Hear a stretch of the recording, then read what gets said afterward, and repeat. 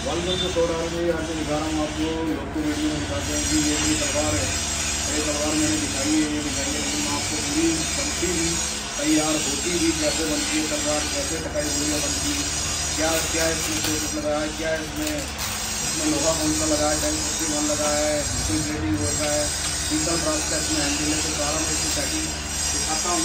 ये सारे हैंडल लगे हैं, पीतल ब्रास के हैंडल लगे हैं, सारी पैकिंग चल रही है तलवारों की टकाई गोलियाँ 31 इंच की ग्रेड के साथ।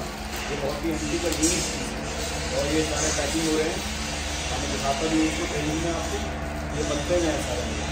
तो आपको कोई सी चाहिए टकाई गोलियाँ, 31 इंच की गोलियाँ है, 1 किलो 400 ग्राम इसका वेट होता है, 5 mm का प्लेट है और 31 इंच इसका लेंथ है और ब्रास का इसका हैंडल है। ब्रास हम जैसे लेकिन ट्रेडिंग डिमांड पे किया है तो ब्रास में दिखा के ट्रेडिंग करिए आप। और जब ट्रेडिंग करा इसकी फिटिंग बहुत ही ऐसी और ऐसी